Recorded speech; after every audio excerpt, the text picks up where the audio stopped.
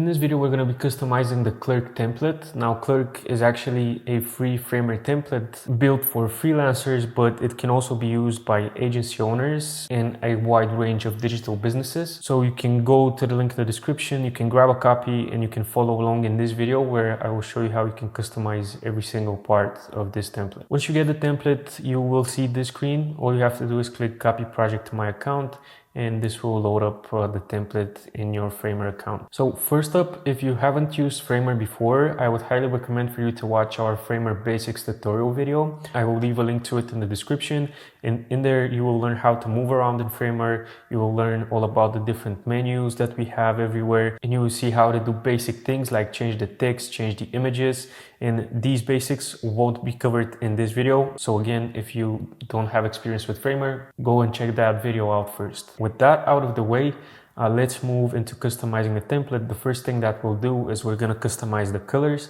and the easiest way to do that is through the Assets tab. And right here, when you scroll down, we have the color styles. All you have to do is simply select them and change the accent color. I'll do something like a green color for the purpose of this video. You can see just by changing these, our template pretty much has a whole new look with our accent colors. You can see it's changed almost everywhere. But if you ever find an element that didn't change the highlight color, you can simply click on it and add it right here and pick the color that you want it to have. So you can do that with all of the colors, the dark, the text, the border, and the white colors. And simply by doing that, you will change everything that you see. Now, to change the fonts, the process is actually pretty similar. You have to change them through the heading styles. So you can click these, change the settings, and this will apply through the whole website. For example, for heading 2, if we, let's say, want to use Geist here, you can see that the font changed automatically. And we also have this heading 2 highlight. If we want to use, let's say, Sharpie here, just by picking that, you see our font is now changed. So it's really just as simple as that. You can edit all of these and it will automatically apply. And again, if you see some places where the font doesn't change, for example, right here, because we have a highlight font and a regular font in one layer, we can't apply a text style, because if we do that, you will see we lose that highlighted effect. And how you change the font here is you have to select the part that you want to change. Let's say this, and select Geist here, and then manually select the highlighted part and use Sharpie here on the right hand side. And you can also change all of the settings like size, letter spacing, line spacing, and much more. Okay, now that we know how to customize colors and fonts, let's talk about the navigation, which is actually a component. So if we want to edit it, we have to double click it and this will load it up. Now, if you're like me and you're on light mode, it might be hard to see. So what we will do is we're actually going to enable dark mode right here. And now we can see everything pretty clearly.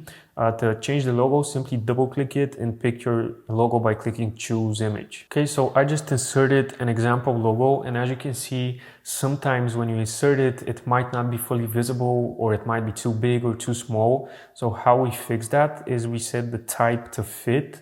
And now what we have to do is unlock the size property, and we want to size this rectangle appropriately to our logo. Once we have a nice size, we can simply lock it back in, and this will make sure that it keeps its proportions on the mobile screen as well. I'll also make it slightly smaller, so something like that. And for mobile, I'm going to reset the width and height overrides, and for this as well, I'm going to reset it. And now we have a the same size across all breakpoints.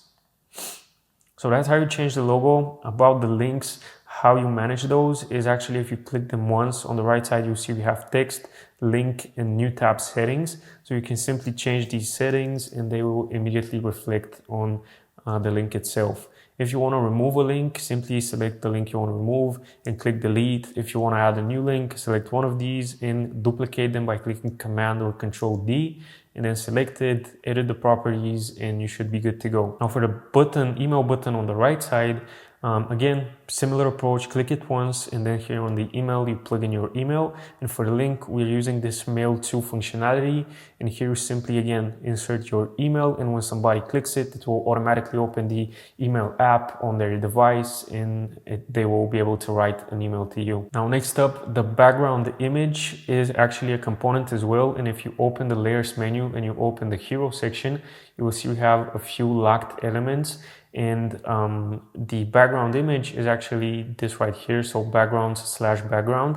And if you go to the right side, you will be able to see the image right here. You can simply click this and replace it with something else, and that's how you manage that. Okay, next up we have this little review element. Now how you change the image on this review element is you have to double click it and then double click all of the images and pick your images right here. And also you can double click on the text and change it if you want to change it. Okay, now we're done with the hero section. Then we have the about section.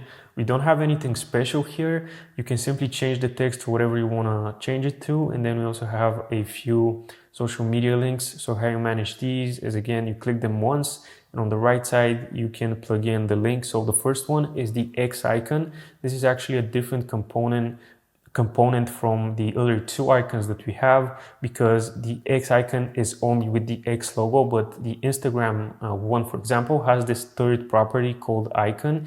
And here, if you don't want to share your Instagram but you want to share your YouTube, you can type in YouTube and this will bring up YouTube's logo and you can link to your YouTube right here. We also have this variant setting, light and dark. If we pick dark, you see it goes to the dark version, but I'm going to leave it to light for this section. Now next up we have the client logos. So the client logos, you're going to see them right here to the left hand side, and how you manage these is actually you have to simply double click the logo, pick a new logo, adjust the width and height just as we did on our logo, and then that will, change it. But if you want to add a new logo, you simply need to select the logo wrapper and hold down Option or Alt on Windows and drag it so you can duplicate it. And then again, change the logo. Once you've changed it, simply click this purple box, which is called ticker.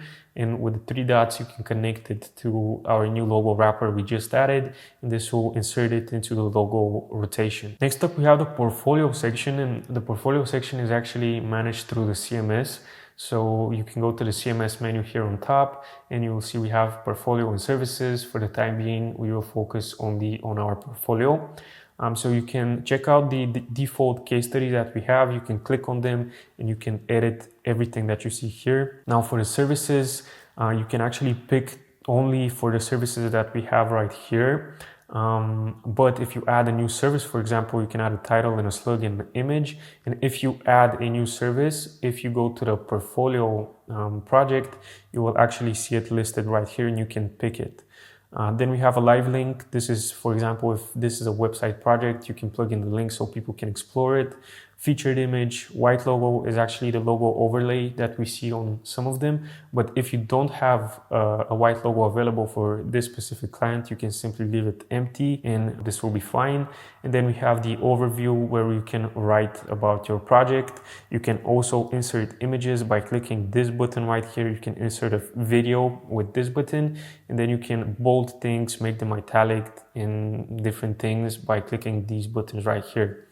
So that's how you manage these. If you want to add a new item, simply click on new item, fill all of these fields out and you will be ready. And if you want to remove something, you can simply right click and delete it. So that's how you manage the portfolio section. Next up, for the services, as we just saw, they're also managed through the CMS. So you can click the services CMS collection. And again, you can edit these by clicking them, or you can click new item and add a new service.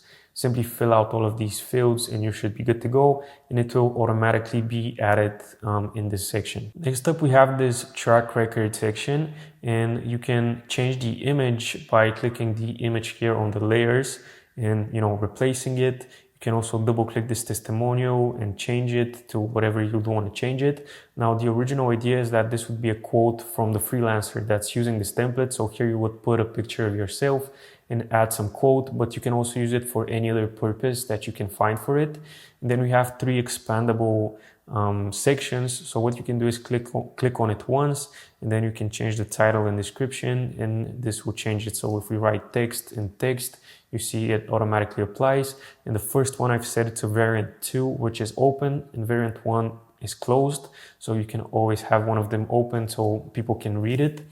And if you want to remove any of those, you can select it and delete it, and then we can set this to variant 2, and just like that you can manage this section. Next up, we have the My Experience section. So this is actually a component once again, but how you manage this component is you click it only once, And then here we have a few settings we can edit. So you have time frame. Here you edit this part basically. Then you have company work for, the position, and you can have a short description. And if you change all of these fields right here, they will immediately impact this component. Below that, we have the stack, which again is a component. So you have the logo of the platform that you want to talk about. You have the title and description. This is the title, this is the description, and you can edit the percentage, which is basically the level of mastery that you have by clicking this, and just like that, you can edit, your proficiency in this platform. Below that, we have the footer, and because the footer appears on all of our pages, it's once again a component. So if we want to edit it,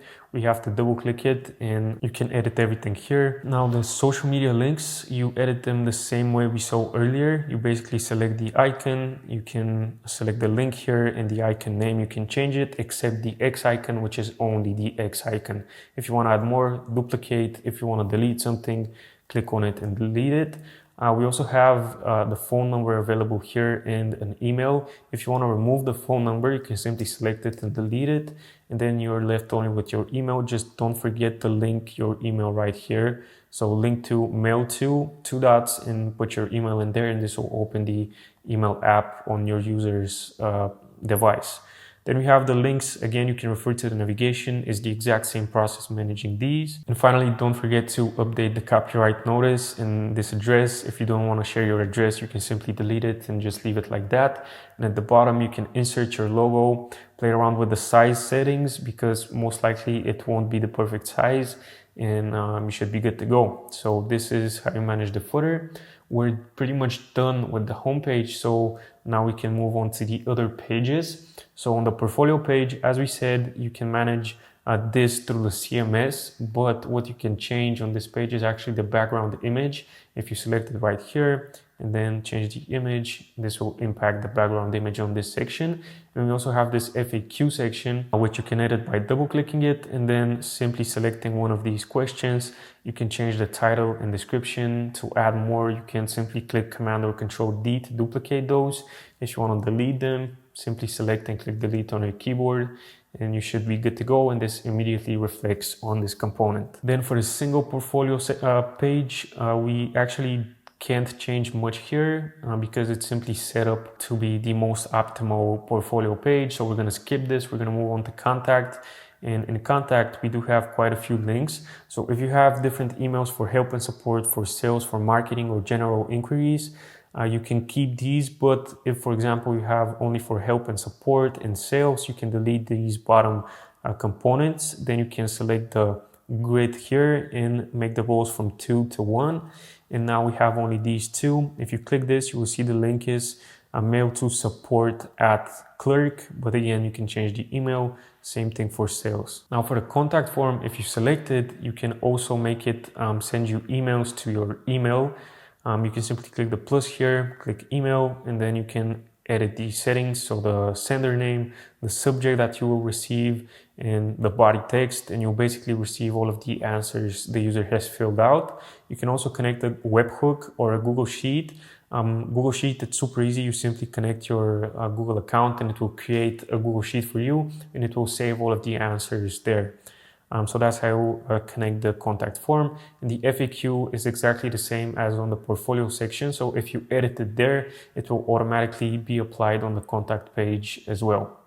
So I think this pretty much covers everything in the Clerk template. We do have this 404 page, but it's just a default page. There's just really not anything we can do there. So yeah, I hope this was helpful to you guys. If you need any help with customizing this template, you can find me on my email or on my website, and I'll do my best to help you. Thank you for watching, and I'll see you in the next video.